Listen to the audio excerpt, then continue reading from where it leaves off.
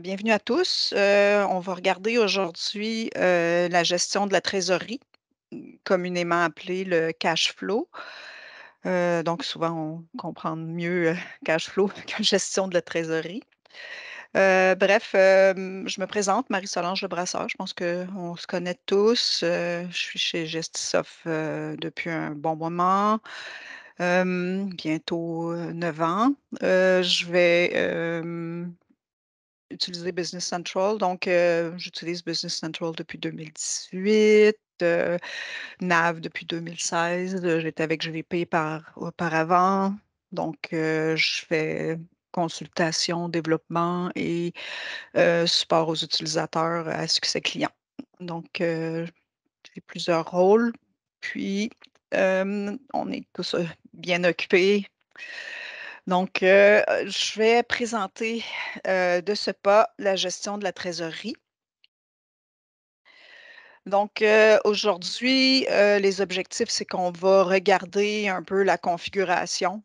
Les objectifs de la formation, c'est sûr. Donc, en fait, on va configurer, on va faire des analyses de trésorerie, puis on va créer une prévision de trésorerie. Donc, on va configurer, analyser, créer des prévisions.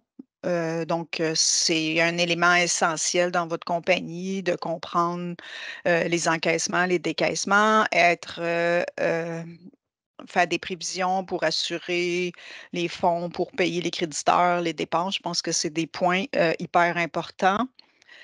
Donc, la trésorerie, c'est quoi? Ben, c'est les encaissements moins les espèces pour une période donnée. Donc, on va en reparler tout au long de la rencontre. Bon, les objectifs, donc configurer de l'analyse de trésorerie, configuration de l'analyse, analyser, puis créer une prévision. Donc, ça va être, ce sont des éléments qui sont vraiment pas longs à configurer, vous allez voir. Faciles d'utilisation, ils sont déjà prêts dans Business Central à être utilisés. Donc, il y a quelques petites modifications, vous allez voir, c'est très simple.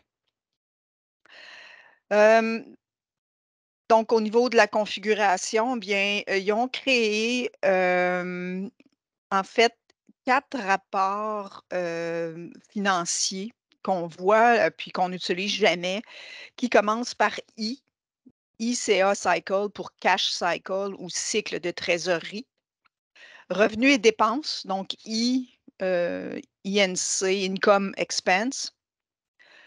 La trésorerie comme telle, cash flow, puis un état de résultat, min trial. Ce qu'on doit faire, c'est modifier ces tableaux d'analyse. Donc, c'est des rapports financiers qu'on appelle aujourd'hui, qui étaient anciennement les tableaux d'analyse, pour faire correspondre seulement les comptes de grands livres pour qu'on puisse les utiliser. Mais c'est quand même quelques lignes là, à utiliser. Le cycle de trésorerie, lui, va nous définir pendant combien de temps le processus de vente bloque-t-il ma trésorerie? Est-ce que je devrais augmenter, réduire mes inventaires, etc. Les revenus et dépenses, bien, ça va être plutôt pour des analyses, à savoir, exemple, il y a un mois où est-ce qu'il y a une grosse variation, donc on va voir rapidement les variations. C'est des schémas, c'est des graphiques, donc c'est très visuel. Puis nous définir où est-ce qu'on doit rechercher pour voir quel est cet écart entre les revenus et les dépenses. La trésorerie, bien, c'est les mouvements de trésorerie. Quand est-ce que les mouvements de trésorerie ont eu lieu dans ma compagnie? Est-ce que certaines périodes sont meilleures que d'autres? Puis l'état de résultat qui est va nous définir est-ce que je dois rembourser ma dette, est-ce que je dois emprunter pour prendre en charge les frais, est-ce que je suis en déficit, ou j'ai un excédent qui va pouvoir se produire. Donc, on va regarder ces 4 rapports-là. Le premier qui est le graphique de cycle de trésorerie. Allons dans Business Central, ça va être plus simple. Bon, la première chose, c'est, je vous propose d'utiliser, le rôle comptable, parce que pour la simple et bonne raison que les 3 graphiques qu'on va, discuter ce matin sont déjà, out of the box là, dans la page d'accueil. Puis, aussi, bien, vous allez remarquer aussi que je suis positionnée là, au 31, 2021, c'est pour cause de données, là, où est-ce que j'ai un peu plus de données en 2021 dans Business Central. Je suis dans un environnement Cronus. Hem, donc, on a parlé de rapport financier, donc dans finance, déclaration financière, pas rapport financier, mais déclaration financière. On a les 4 rapports financiers, qu'on doit modifier. Donc, si on prend le cash cycle, donc il faut aller, modifier, la définition de ligne. Et ce qu'on a à faire, ben, c'est de venir sur chaque ligne, définir les comptes, vos propres comptes de grand livre qui va définir mon total de revenus. Donc, si on regarde ici, on a mis 49 950. Puis si on regarde à quoi correspond le 49 950, je vais descendre rapidement comme ça. Donc, le 49 950, si on édite, on modifie ce compte, c'est un compte de total et il fait la totalisation de mes comptes 40 000 qui sont mes comptes de revenus. Donc, si je regarde de 40 000 à 40 980, 950, oups, je vais faire entrer une personne.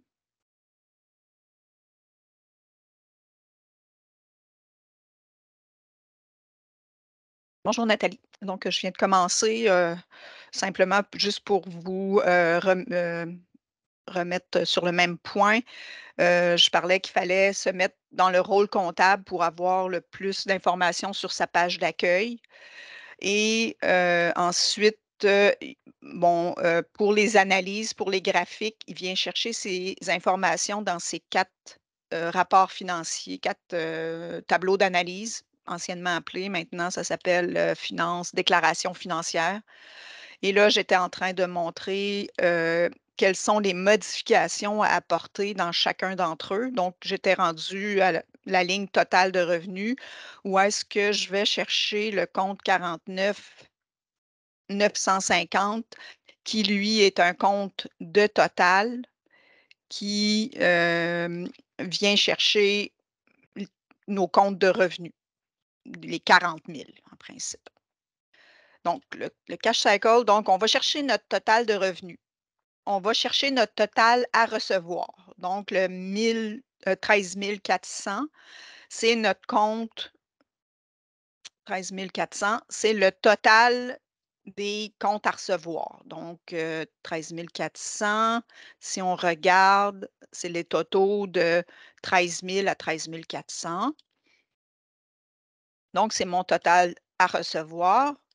Le total des payables, donc encore là, c'est un compte qui va venir cumuler. C'était quoi? C'était 22 500. Donc, si je viens chercher 22 500, c'est mes totals de mes comptes à payer. Donc, si je valide cela, ça doit être de 22 200 à 22 500. Exactement. Puis, mon total d'inventaire, qui est encore là un autre compte de total, le 14 500, qui lui fait la somme de mes inventaires. Donc, validons tout.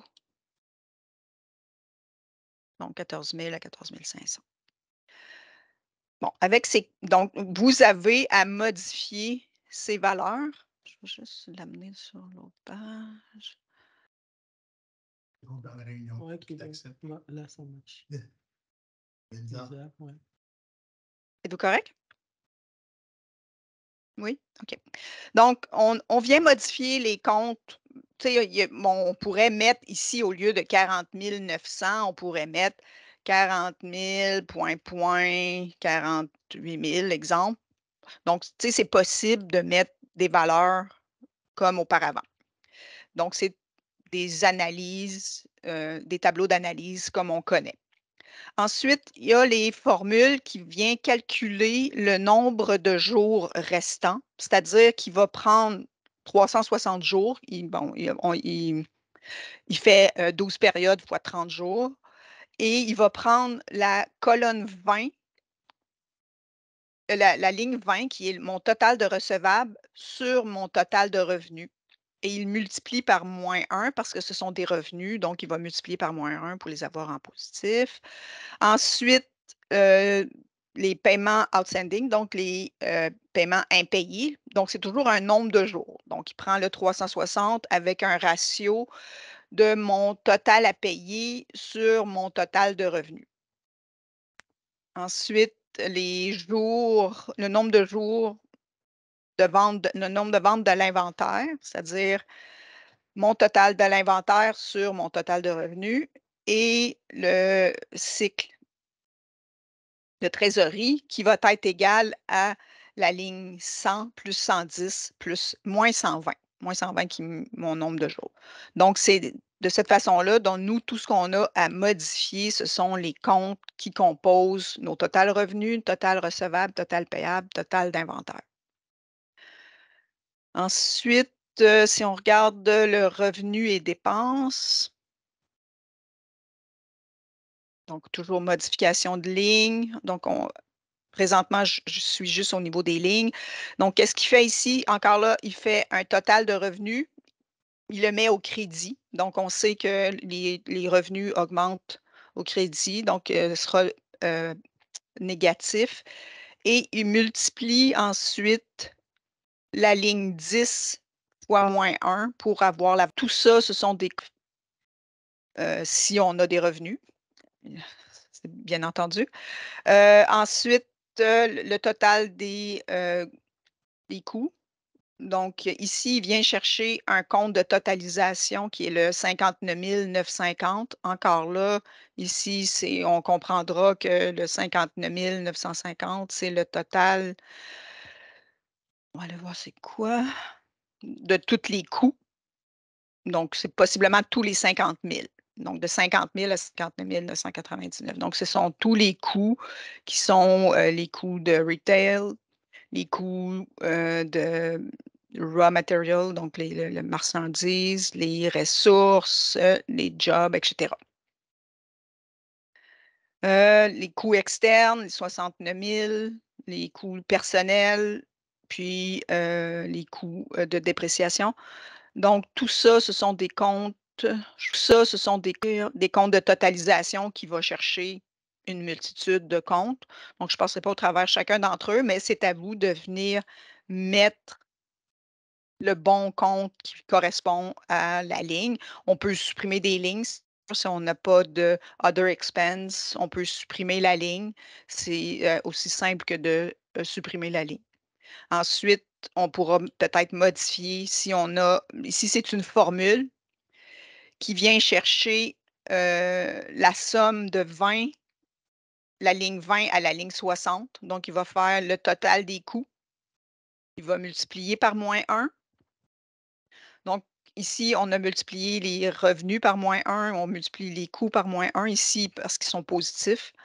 Et ensuite, ben, on va additionner le total revenu plus le total de dépenses qui sont en moins. Donc, ça revient à dire qu'on fait 10 moins 70.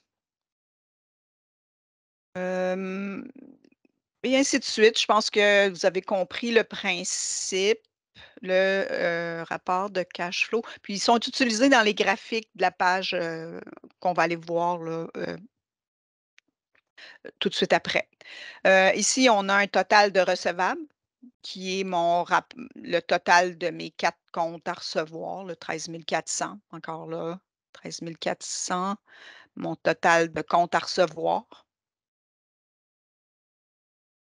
total de comptes à payer, mon total de liquidité. Donc, c'est le là, ici, on voit que c'est le 11 700 plus 22 100. 11 700, c'est sûrement ma banque. Le total, c'est un compte de Total qui va chercher mes 4 comptes de banque et 21 000, je veux juste voir c'est quoi? 22 c'était quoi déjà? Ouais, c'était 22 100. Donc c'est un emprunt possiblement. Ensuite, bien, il fait la somme de mes recevables, de mes payables et mes liquidités.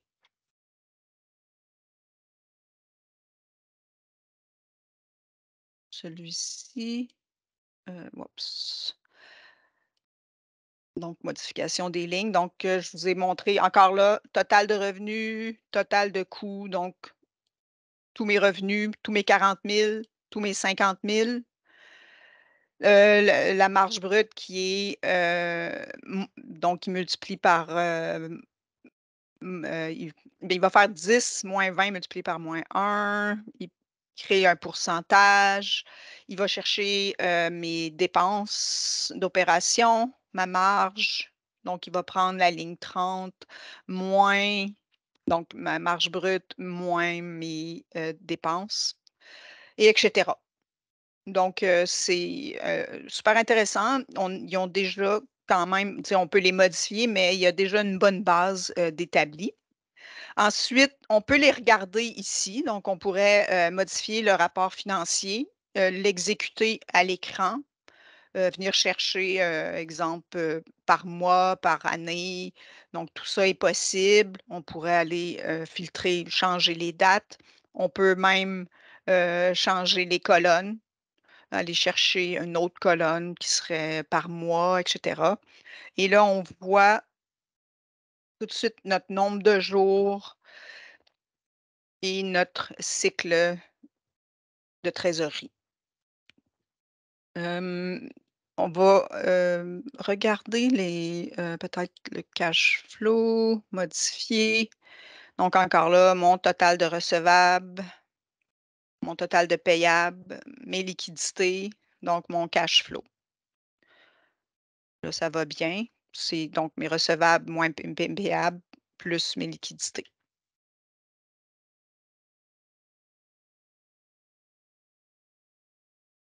Celui-ci, donc mon total de revenus avec mes gains. Donc, on peut, utiliser période, prochaine période. Donc, si on y va par année, bien, il prend l'année suivante. Si on y va par mois, bien, il va, là, j'ai rien, j'ai pas de données. Si je reviens, il me semble que j'en ai en non, je vais y aller par ici.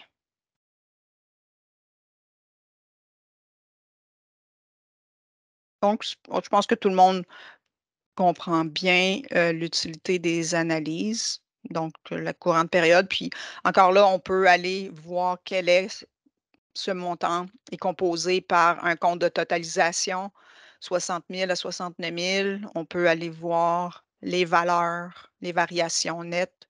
Donc, j'ai positif. Et ensuite, écriture de dépréciation au mois de juillet.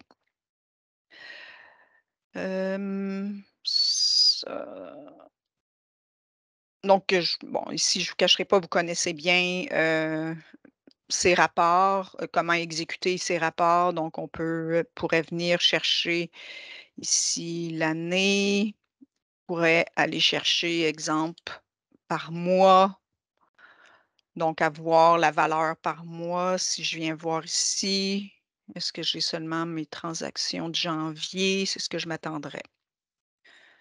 Avoir que les revenus de janvier. Donc, on pourrait avoir par mois rapidement mes revenus avant intérêts et taxes.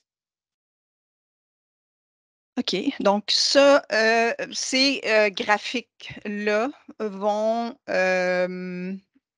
être utiles pour donc c'est pour ça que je vous ai fait changer pour le rôle comptable tout à l'heure. C'est que ici, dans cette page-là, on va avoir les rapports qui sont directement, visibles à partir de performances financières, performances de l'entreprise.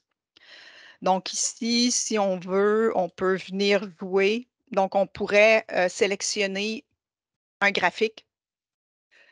Si à gauche, je préférais avoir cash cycle, donc tout de suite, il est venu chercher mon cash cycle et le cash cycle, lui, est basé sur le,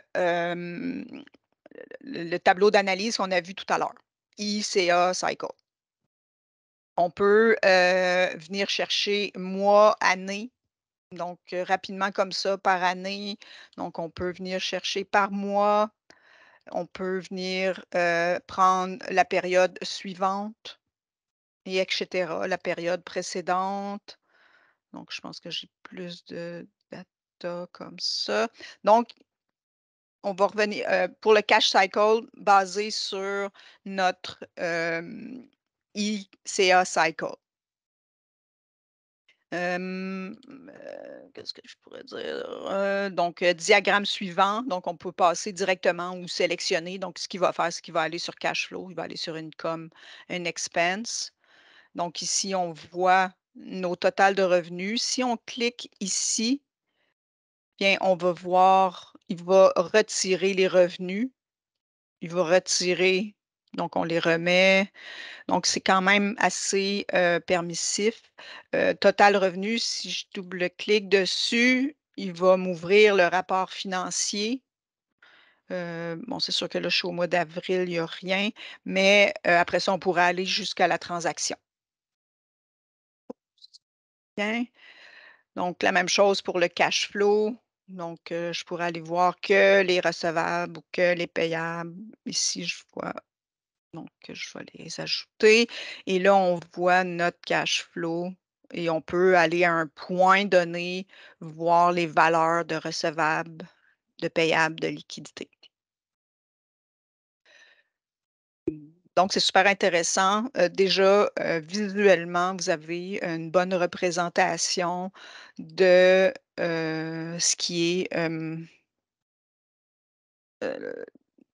vos, cycles de trésorerie avec des nombres de jours, les, cash flows et donc donc cycle de trésorerie, les trésoreries, les revenus et dépenses et cetera. Donc, si on revient ici, on a vu le cycle de trésorerie, on a vu le revenu et dépenses. L le plan comptable. Donc, pour, configurer l'analyse de trésorerie, donc on va revenir dans Business Central. Donc, il faut configurer un plan comptable de trésorerie. Encore là, il faut aller le modifier. Donc, on fait une recherche, plan comptable de trésorerie. Il est assez facile à modifier. Donc, il a établi en principe clients, fournisseurs, fonds liquides, les dépenses manuelles, les revenus manuels. Ça va nous aider pour créer notre prévision. Si on regarde chacun d'entre eux, donc on est capable de venir modifier, mais en principe, ça devrait être bon pour vous déjà out of the box parce qu'il vient chercher, donc on lui a donné un nom, un numéro, un nom, on veut aller chercher les écritures, donc tout ce qui a été reporté dans le grand livre. Ensuite, le type origine, c'est qu'on va aller chercher tout ce qui est rapport avec client. Donc, on a C qui est déjà configuré dans le système. On pourrait aussi filtrer les comptes de grands livres pour savoir, on veut avoir tout ce qui est de type client, mais peut-être un compte qu'on voudrait enlever. Donc, on pourrait filtrer ces comptes-là. Donc, et ainsi de suite. On va venir chercher ici les types fournisseurs, les écritures. Si je vais au suivant, donc les fonds de liquidité. Donc, on veut aller chercher seulement la balance du compte et on va aller chercher, donc ici, on a filtré les comptes. 11 200 mes comptes de banque, en principe de cash et de banque. Donc assez facile. On va voir, on est capable dans les prévisions de trésorerie d'ajouter des dépenses manuellement. Donc, ils ont fait une catégorie dépenses manuelles et la même chose au niveau revenu manuel. Donc, on va voir que dans nos prévisions pour le futur, on est capable de venir ajouter des transactions. Tout ce qui est sales order, document de vente. Donc, il va venir chercher les documents de vente. Donc, dans nos prévisions, on veut savoir qu'est-ce qui s'en vient, nos bons de commande, les budgets d'immobilisation, si on fait des budgets d'IMO, si on fait des sessions d'immobilisation, donc on vend des immobilisations. Il y avait aussi les commandes de services, les projets, les taxes, donc les comptes de taxes, donc venir chercher toutes les transactions de type taxe. OK, à quoi va nous servir ce plan comptable-là? C'est la prévision de trésorerie. Donc, on voit ici les différents. Ici, on voit que c'est le plan comptable là, de trésorerie. Donc, on vient les définir ici. On pourrait, donc, dans prévision de trésorerie, on pourrait afficher seulement la trésorerie cumulée. On pourrait afficher le solde de la trésorerie et le combiné. Donc, j'ai les 2. Donc, c'est le meilleur des mondes. Et ensuite, ce que j'aime bien, bon, on pourrait partir de la date de la première écriture ou la date de travail. Donc, ça va changer notre rapport. J'aime bien partir du début. Ensuite, ce que je voulais vous montrer, c'était ici. Donc, on pourrait y aller sur les comptes. Ça, c'est les comptes de trésorerie ou le type origine. Donc, client, donc ça se ressemble beaucoup, je pense. À vous de vous amuser, de valider, mais ça, c'est les types de transactions qu'on a configurées dans chacune de nos comptes ici. Donc, ça revient pas mal au même, je dirais. Donc, si je voulais regarder que les clients, donc, c'est les soustraire. Donc, on les soustrait les taxes. Donc, on peut jouer avec de la même façon que les 2 autres graphiques. Hem, donc, on peut regarder par mois, par année. Encore là, j'ai 2021, 2022, de valider. Donc, j'ai presque pas de données ici en 2021. Donc, je préfère toujours pas par année, mais par mois. Donc, on voit ici nos valeurs. J'ai ma prévision par défaut. Donc, on peut créer plusieurs prévisions. On va le voir tout de suite après. Ici, c'est le résultat de ma prévision. Donc, on pourrait avoir une différente. Celle-ci, c'est la par défaut. Donc, combiner, c'est les options graphiques. Après ça, les dates. Donc, ma date de première écriture, je le veux par mois et je veux ça par numéro de compte. Donc, ça vient définir mes sélections que je vais ici. Et on peut recalculer après avoir fait des modifications. Donc, j'avais parlé tout à l'heure, exemple, si je me mettais, là, je suis pas, on peut mettre des revenus manuels. Donc, on peut ajouter autant de lignes qu'on désire, lui donner une description. Donc, il va créer des entrées pour le cash flow. On part la date, donc je dirais du 1er janvier, je veux que tu m'ajoutes un 10 000 de revenus mensuels. Donc, ça pourrait être hebdomadaire si on veut au quotidien, mais moi, c'est mensuel et ça termine le 31 pas 2022, mais 2021. Donc, je crée en principe 12 fois 10 000. Donc, parce que c'est mensuel, je pars du 1er janvier au 31 décembre et je vais tout de suite ajouter des dépenses manuelles. Donc, exemple, dépenses, ça peut être n'importe quoi. Encore là, je pars du 1er janvier, 1000 $ mensuels, va se terminer au 31. Bon, je vais y aller comme ça va aller plus vite. 31 décembre 2021. Donc, quand j'ai ajouté les revenus dépenses, il faut venir recalculer la prévision. Donc, c'est basé sur des écritures déjà calculées. Et là, qu'est-ce qu'il va faire? C'est qu'il va aller rechercher toutes ces écritures-là. Et en plus, il devrait m'ajouter, je vois pas. Ah, il m'a mis en 2022, là. Donc, je vais aller chercher, attendez. En principe, j'ai il faudrait que je recalcule ma prévision. Donc, on va aller tout de suite refaire la prévision parce que j'étais au mois de juillet. Là, j'ai fait mes prévisions. Donc, peut-être que je peux simplement revenir ici. On peut les modifier. Donc, je vais me mettre en 2022. Doit être postérieur, je comprends bien. Je vais fermer cela. Je vais venir dépenses manuelles, changer mes dates.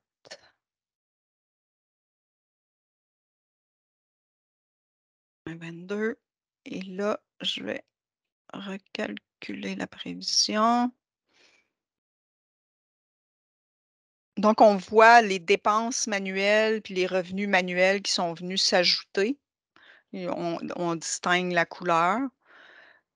Donc, il est venu remettre. Donc, on voit par mois mon 1000 et mon 10 000. Donc, si j'avance dans le temps, je pense qu'il n'y a pas grand-chose qui s'est passé en 2022.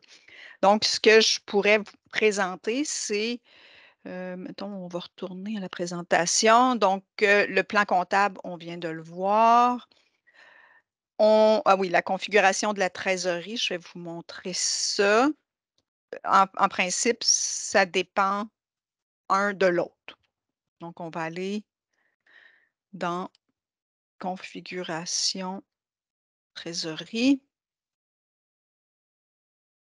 Donc, ici, on vient définir en principe, lorsqu'on va avoir le numéro de compte trésorerie, quel est le lien vers notre, en principe, ma charte de compte de trésorerie qu'on a définie tout à l'heure. Donc, on vient simplement assigner à chacun de ces éléments-là la charte de compte de trésorerie. Donc, on veut qu'il calcule à chaque jour. Ça pourrait être à chaque semaine. Ensuite, j'ai un numéro de série de trésorerie.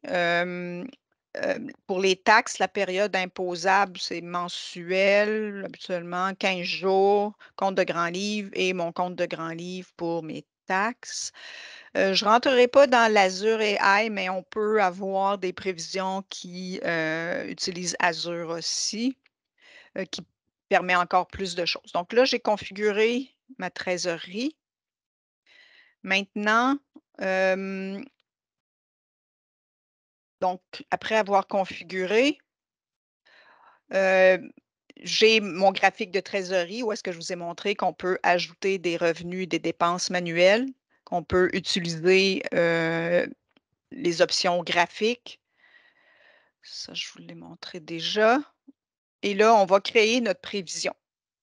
Donc, la trésorerie nette, c'est les règlements totaux moins les dégaussements plus les fonds.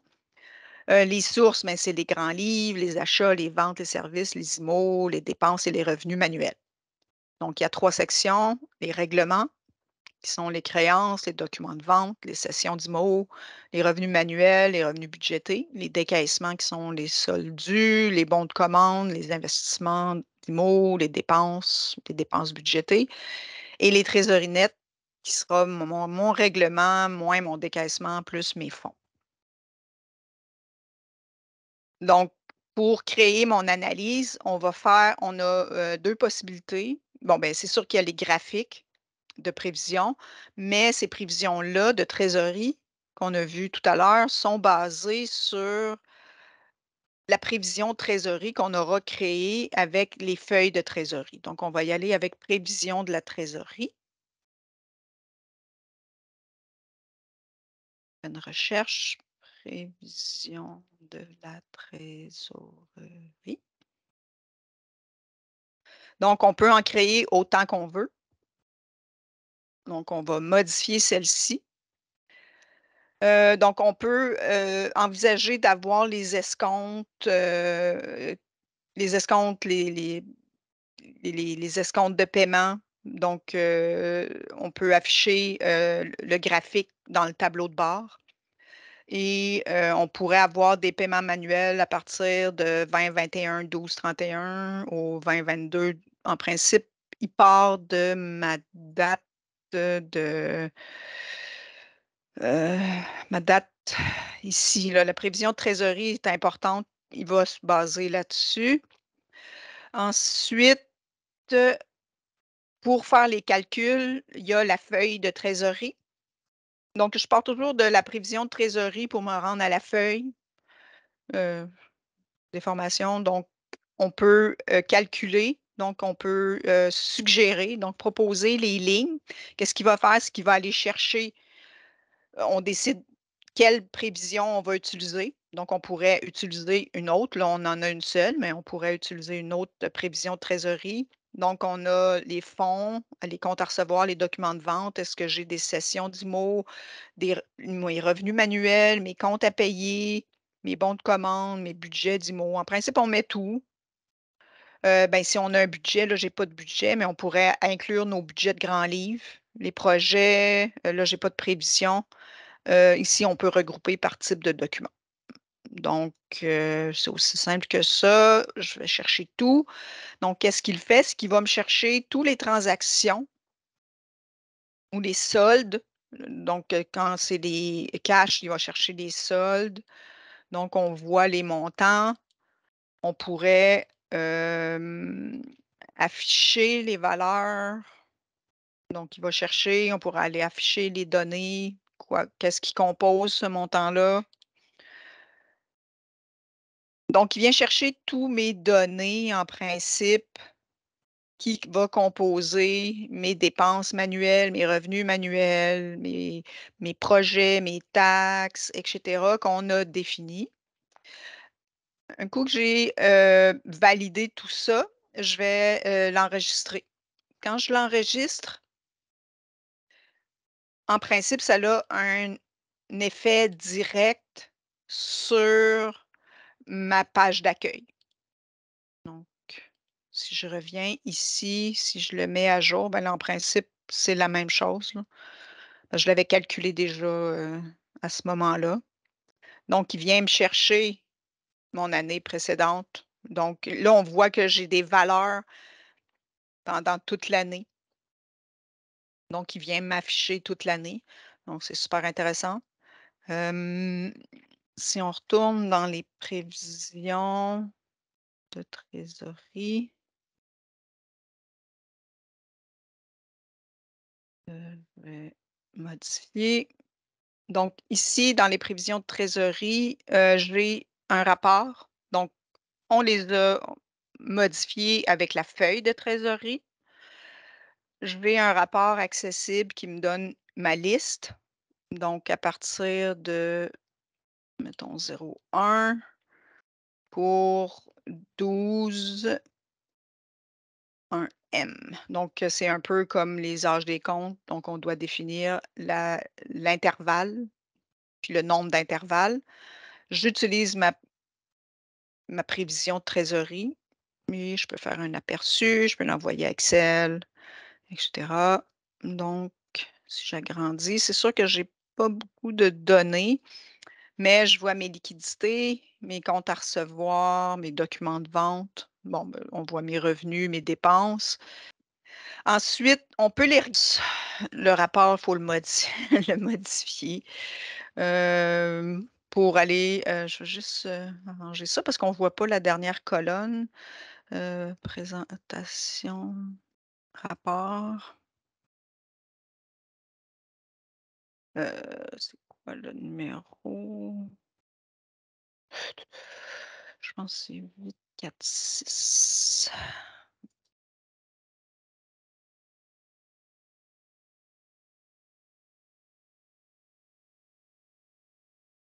Donc j'ai simplement agrandi la dernière colonne. Oh, si, on va chercher l'RDLC. Ah, là, il va chercher le mais là, j'ai pas, modifié, mais vous comprenez, le principe. Donc mes liquidités, mes comptes à recevoir, mes documents de vente, mes revenus, mes comptes à payer, mes dépenses, ce qui me donne ma trésorerie. Ensuite, heu, donc j'ai des statistiques que je peux accéder et je peux, faire des drill down encore là vers les transactions. Donc exemple, mes comptes à recevoir, donc il m'affiche directement mes factures de vente, quel client, quel montant, et cetera. Donc et ainsi de suite. Ben, mes revenus manuels, donc il a quand même créé des transactions de revenus et mon fonds qui est en fait tous les transactions avec un beau calcul. Donc ça, ce sont les statistiques. On peut ajouter des commentaires. Ah oui, dans associés ici, il y a disponibilité trésorerie par période qui est super intéressant aussi, il est caché. Mais à l'écran, je peux voir directement par mois les valeurs, qui est très intéressant. Donc, si je vais voir janvier, mes comptes à recevoir, donc en principe, je devrais voir ma facture de janvier. Mes factures de janvier. En principe, ici, c'est et avec mon total par ligne et tous mes transactions de janvier qui viennent me donner. Donc, les analyses se font assez rapidement pour valider s'il y a pas un mois où est-ce que pourquoi ici je serais en moins? Bien, sûr que j'ai un tas de bons de commande. Donc ça, tu sais, c'est très visuel. Donc, on pourrait, exemple, changer, juste pour vous présenter, changer ma date. Donc au lieu on va se mettre en 2022. On va retourner dans révision de la trésorerie. On va la modifier. On va refaire la feuille de trésorerie, traitement, proposer, tout, juste OK. Donc là, on voit que les dates ont changé. Maintenant, ma trésorerie est au 12/31. J'accepte ça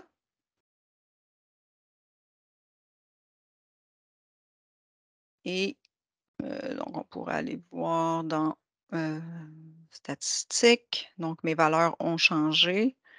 Si je viens voir ici, donc j'ai mes valeurs 31 décembre 2022 et ici, je vais recalculer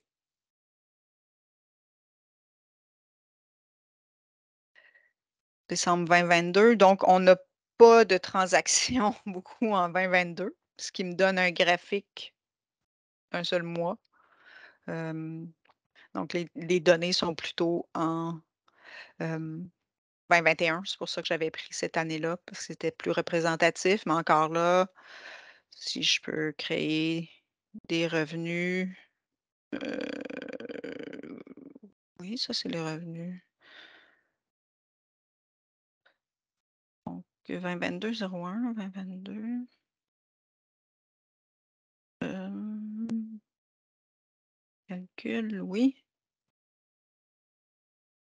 Là, je suis en décembre 2022, c'est-à-dire qu'il prévoit pour le futur, donc il faut ici, revenu manuel, que ce soit en 2023.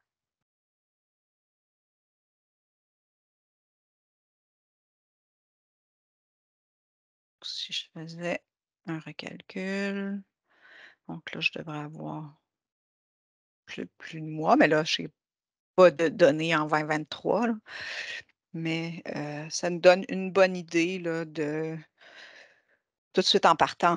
Puis là, ben, on voit que c'est simplement les seules valeurs que j'ai, mais on pourrait voir là, en temps réel, nos prévisions là, donc on peut faire des prévisions avec les budgets et on comprendra que c'est, prévisionnel, donc il faut voir dans le futur, heu, qu'est-ce qu'on prévoit, comme dépenses. Donc il y a quand même un certain travail à faire pour faire les prévisions. Hem, donc l'analyse, bon, ben, le rapport qu'on vient de regarder. On a regardé les disponibilités à l'écran, donc associé, prévision, disponibilité, trésorerie par période. Donc on a passé au travers déjà tout. OK, ben, ça fait une bonne, revision là de simplement là, dans Business Central, on est capable là, rapidement de créer, des beaux graphiques, sur notre page d'accueil, d'analyser notre trésorerie, puis de créer des prévisions de trésorerie. Je passerai peut-être aux questions si vous avez des questions. Sinon, on va pouvoir vous faire parvenir, le petit vidéo et le document qu'on a regardé ensemble pour, que vous puissiez déjà, venir dans vos déclarations financières. Je pense que la première exercice, de venir modifier ces 4 hem, tableaux d'analyse. Celui-ci, j'avais créé monthly, une définition de colonne, donc qui vient chercher par mois. Donc si on regarde, il était pas de base, mais si on regarde la définition, c'est vraiment de venir chercher le mois fiscal 1, 2, 3, 4, 5, 6 jusqu'à 12, puis faire le total, puis aller chercher les variations nettes.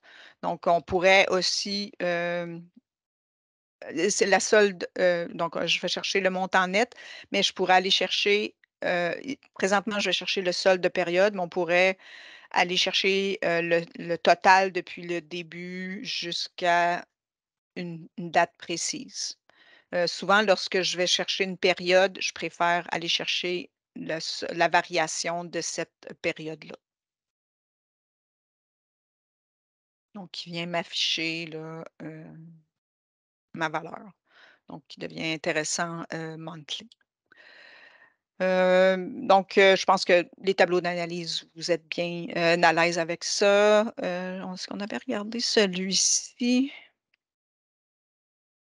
Modification de définition de ligne, ça change un peu les menus, mais ça revient totalement au même. Donc lui, il prend les, recevables. Donc il prend les comptes d'écriture de trésorerie. Faire attention, c'est les comptes d'écriture de trésorerie. Donc, la plupart du temps, lorsque je vais donner la formation sur les tableaux d'analyse, je dis qu'on n'utilise jamais les comptes de trésorerie puis les comptes de coûts, mais là, on les utilise ici dans celui-ci. Et les valeurs, bien, c'est ce qu'on a défini tout à l'heure dans notre charte de compte de trésorerie. Puis donc, il vient chercher le total des, heu, donc la somme des recevables, les payables, Ensuite, les surplus, puis qui nous donnent notre cash flow. Est-ce qu'on l'avait regardé?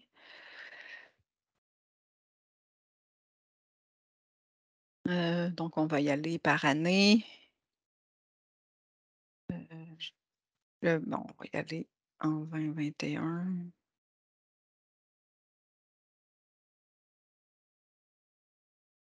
Heu, ben, là, ça dépend de notre donc il faudrait que je refais mon, heu, prévision, au 31, donc il faut que je change ma date. Donc tout est bien, ficelé. Ici,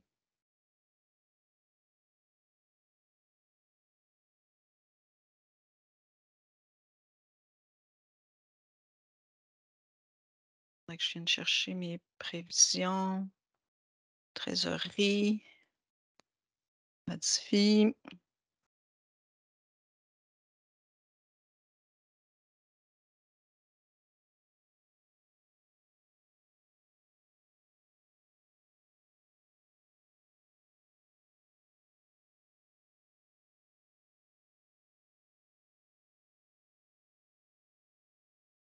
Attendez,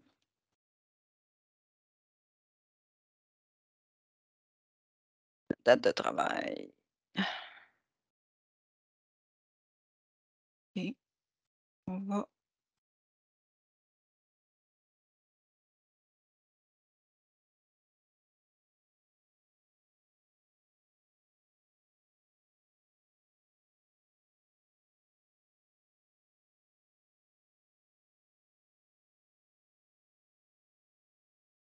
faudrait que je travaille un peu là pour avoir des valeurs.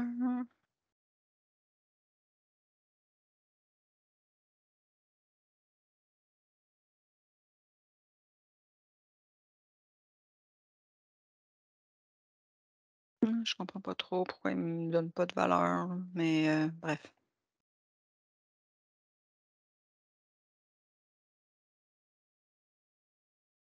Donc ils devraient me donner des valeurs, mais bref, ça fera partie de vos analyses, heu, comme on est dans des datas là, du passé.